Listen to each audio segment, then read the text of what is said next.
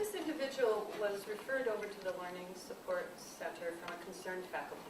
I met with a student and we talked, and she didn't have a tremendous amount of support at home for her academic pursuits. She didn't feel necessarily terribly connected, though that the earth science professor was very instrumental in reaching out to her. We met every week for about 6 weeks, and we talked just about learning strategies, getting yourself organized, how to learn, grid-based learning things. But then, more importantly, took her out and introduced her to each tutor that was in that was supporting the class that she was in, along with the writing tutors. I'm Mariah Green, and I got all A's on my history exam due to talking with my history tutor, Marla. She helped me get more in depth into the material and was able to glue it in my head and help me be more proactive in my studies, and that's the reason why I had this A. All A's on us. So well, I guess the point that I'd like to make about this is that it really was someone paying individual attention to Mariah, talking to her about her learning. She was coming to class and going home, and never reaching out and meeting other tutors. I believe that the Learning Support Center and faculty, concerned faculty like yourself, if you can direct students over to us, I think often we can set up learning support plans for them, and it gives them a place to go and meet other people and talk about learning. But here's another student talking about what he got out of the writing support. What really helped me out with the Learning Support Center is that they get to, see how you learn, and it helps you tackle the situation. So for writing, for instance, I feel like it was really some parts of it hard, like making a thesis, conclusion.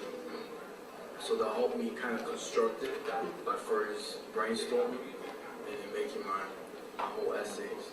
So I haven't had any problems. I've been getting A's, and so I'm really thankful that I was able to connect with the tutors.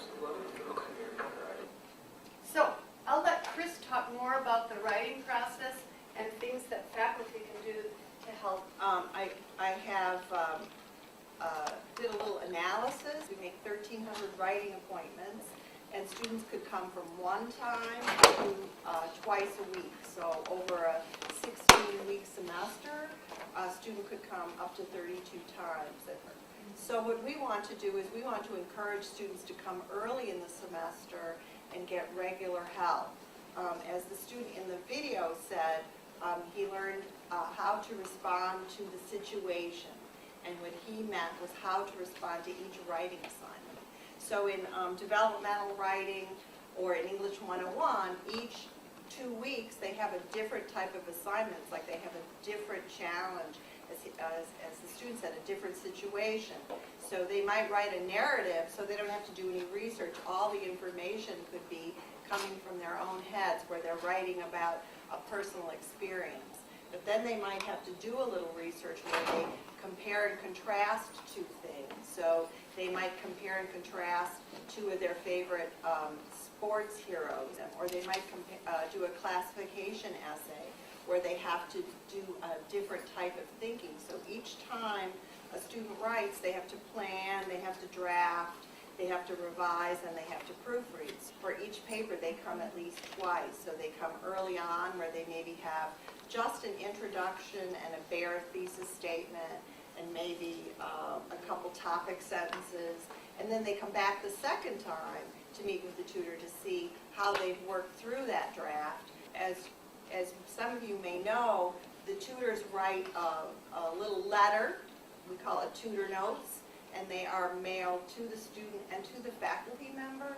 The student gets them right away. The faculty member gets them grouped, and they come into your mailboxes on Saturday morning from Tutor Track. And you can see how your student is doing it. And just our last and final, we'll get off, is that if you ever want us to come in and we don't touch on content, that's your specialty, but if you ever need a workshop of any sort too, we have done, a few faculty have come over and said, could you help us with an annotated bibliography?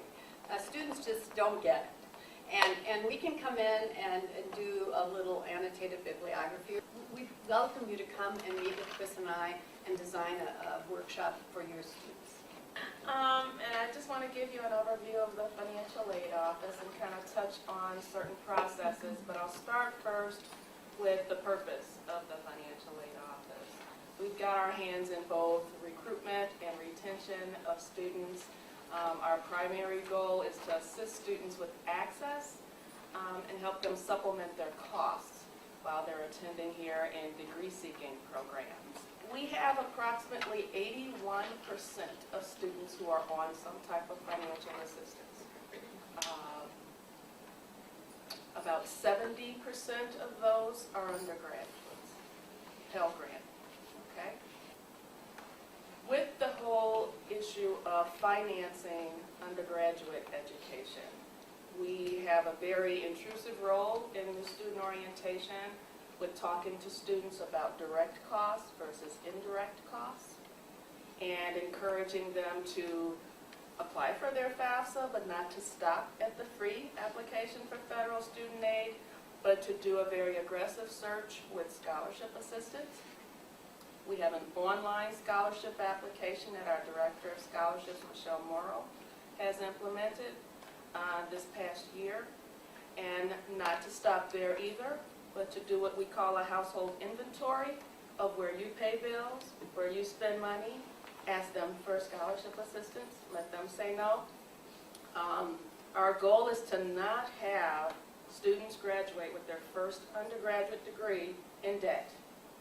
But the goal of my office is to work very much one-on-one with students to guide them through the process so that they learn it well in an environment where the focus is on you spend too much, we need to cut in everything.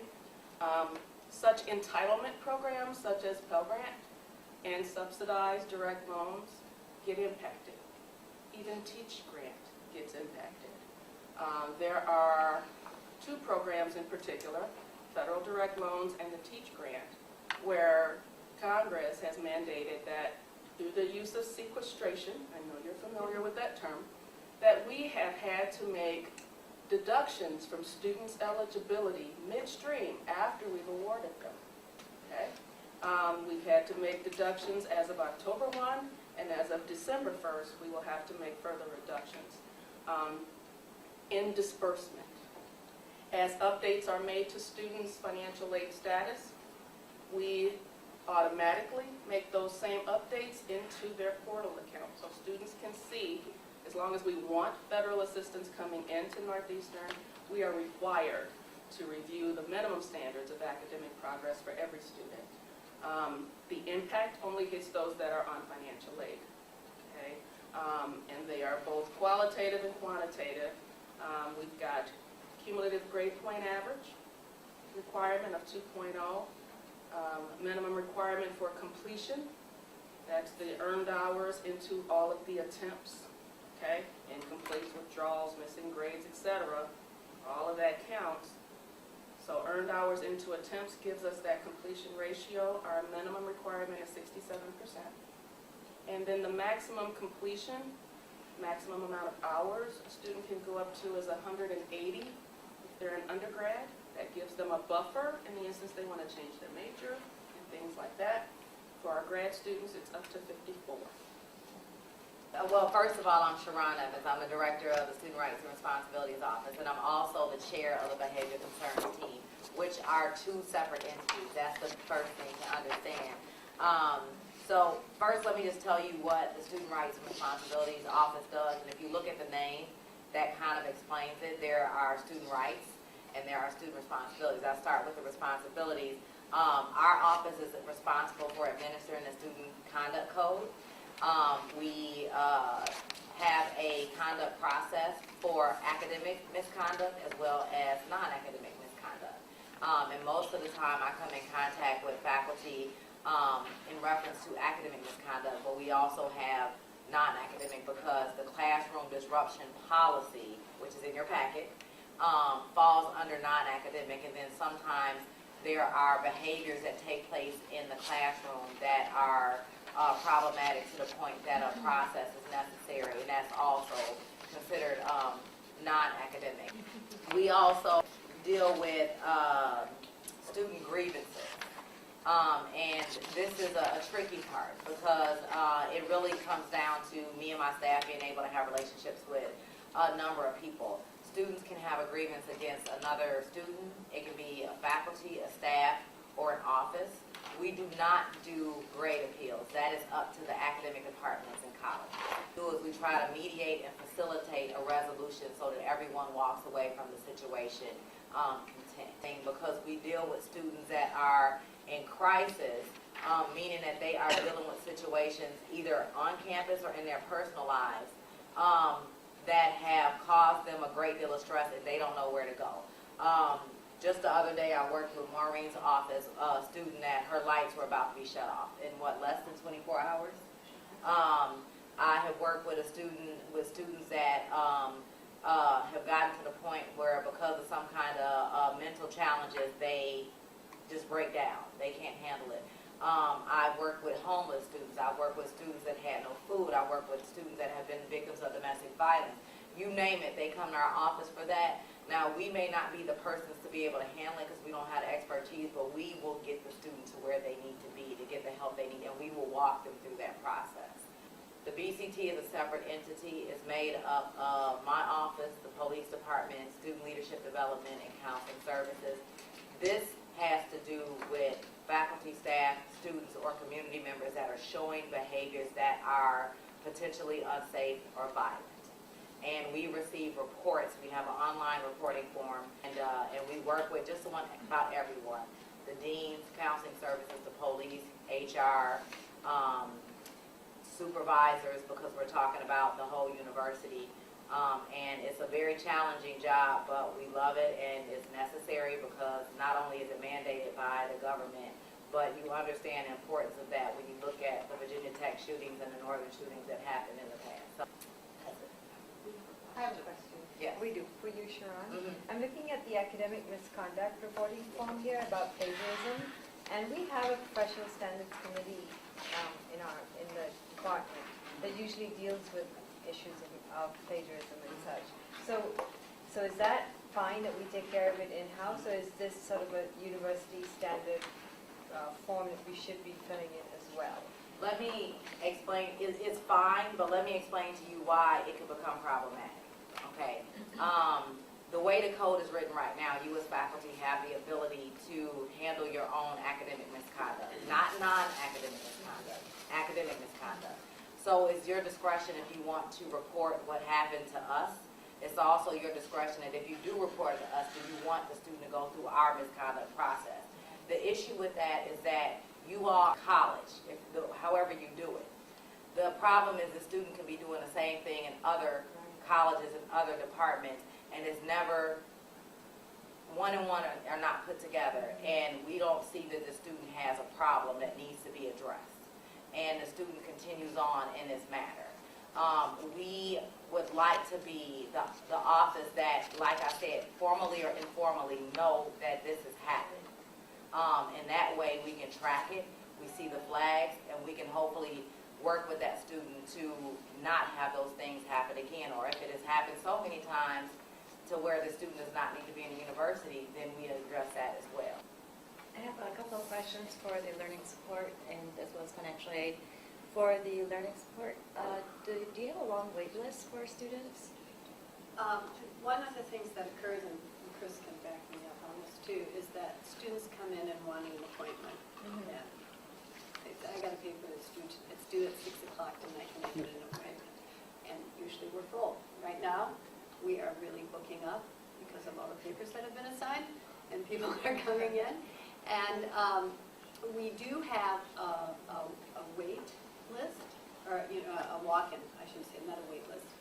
We have a walk-in, and students can wait for 10 minutes because if somebody has an appointment and hasn't shown up in 10 minutes, we give it to the walk-in. But the math department sees students all day walk in, and the discipline tutors, you can make an appointment with a discipline tutor, but they also work in small groups, so it's easier to see a discipline tutor than I think a writing tutor. And do you offer APA workshops? We can do that. Most of our tutors are very happy to do APA because they're all in linguistics or part of the trainings, we talk about the big three, APA, MLN, and Chicago style. And one question for, sorry, I don't mean to monopolize this question, for financial aid. Now, you said that the maximum number of credits graduate students can take is 54. So I'm wondering how we can assist our students who are required to complete a 60-hour program. What we have to do, once the students are approaching 54, we send an approaching maximum time frame letter to those students as a heads up. We don't wait till they're 54 and say, bam, you're off, you know. What we can do at that point is get something from the academic department that says, these are the outstanding requirements and these are the credit hours that this student still needs, absent of repeat courses. And then what we can do through professional judgment in our office is extend that maximum time frame to meet those additional requirements. Because our new program is requiring 60 hours as well. So most of the graduate programs in our department now are all going to be 60. Okay. And then another question is, as graduate students, they can take, they have to take 6 credit hours per semester, correct? In order to As qualify? grad students, in Yes. order to be eligible for a direct loan, they need to take 6 credit hours. I've got a non-academic disruptive student and a behavioral concerned student, both going on this semester. And the behavioral concerned student in particular, I've already spoken with someone on the team. She wants to be placed for an internship. I wonder if that's going to be where that's going to influence our liability as far as NEIU goes, but also just how to handle a student when an internship is required for her curriculum, but you don't think that they're mentally or emotionally stable to be in the field. The first thing I would tell you, what's important to do is,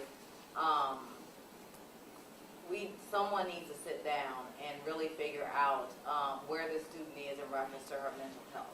Like, has she ever been received therapy? Is she currently on medication or was and stopped taking it? Is she aware that she has some mental health challenges? And based on that conversation, we could work with you to figure out how to inform the student that they are not in a position to do field work. Then this student is a semester away from field work, and all of a sudden, we don't want to put them out there. You got to think about how unfair that is to the student, too, to set them up like that. So the earlier we address this and really figure out where the student is and try to either get them help or let them know early on, based on their current condition, they cannot move on, the better. When I get a student, and probably more than one, saying that he or she does not have the money for a textbook because financial aid hasn't arrived or something like that. Is there anything that can be done? Generally, we have 2 tracks of students who apply for financial aid. Those that get selected for what the feds call verification and those that do not. Those students that do not get selected for verification don't require us to ask for additional information. Those students who are selected for verification, if they are a new student, they get hard copy requests for the documents that are needed to complete their file. And we send those requests out every 2 weeks to those students to give them time in between to turn in the paperwork. Every student gets their portal updated with red flags of the items that are needed for their application to be completed. So it's a matter of when the file gets completed, when we can award aid. We certainly can't award it prior to that point. I have a question too. Maybe what's a textbook voucher? I was trying to look it up, but a textbook voucher? Oh, book vouchers? Yeah. Does every student get that, or is that just some students? And does that impact how, if we choose books that is cheaper online or not at the bookstore, you know, are they kind of forced to pay the markup prices? We have to work with the bookstore with book vouchers. So we do have to work with BEX. And what a book voucher is basically is if the student has enough financial aid, grants, scholarships, loans, whatever, to cover tuition and fees and they have a surplus, then that credit balance, before it turns to a refund, can be used in the bookstore. We used to actually give people paper vouchers. So now students just have to show their ID to the BEX bookstore. We will send them a file electronically, and then the students can purchase their books that way. Books and supplies, actually. If a student has that credit balance, that's sitting there, and they're deciding they don't want to go to the bookstore. We have an emergency loan process or a book loan process where the students can fill out an application with the student loan department for either $150 or $250 and get the emergency loan within 1 to 2 business days and then purchase their books. They can do that within that same window that book vouchers are going on.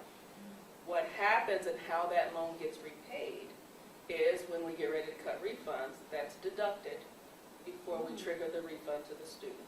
So the student doesn't have to, okay, now I got to pay you back for this.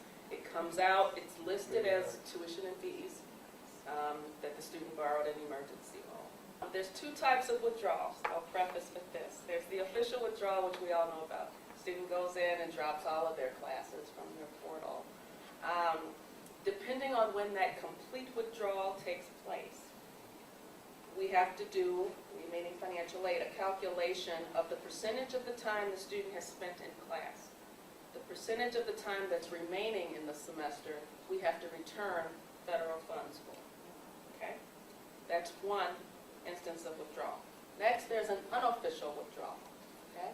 We don't know about these until the end of the term, unless you tell us up front in your roster verification that they were a no-show. Okay? If you tell us then that they were a no-show, we have to return 100% of all federal funds that they're receiving for that class. Right? At the end of the semester, we find that student has a combination of incompletes, missing grades, Fs, Ws, no grade point average calculated. All right? Those students we have to get, and this year we have a new way of doing that, asking for approximate last date of attendance for UWF grades. If I get proof of last date of attendance, same thing with the official withdrawals. If the students completely withdraw after 60% of the term, I don't have to return anything, okay? If I get last date of attendance with unofficial withdrawals after 60% of the term, I don't have to return any federal funds. So it depends on when that last date of attendance is for that student who stopped out, or they may have attended every session and missed the final because they had a family emergency. They had to fly to Mexico or something like that. But if they attended throughout the term or past 60%, there's no return. We calculate what that return would be. Our office actually returns the funds to the federal government. I believe the policy is pages 21 to 23 of the university catalog. You can certainly refer them to me.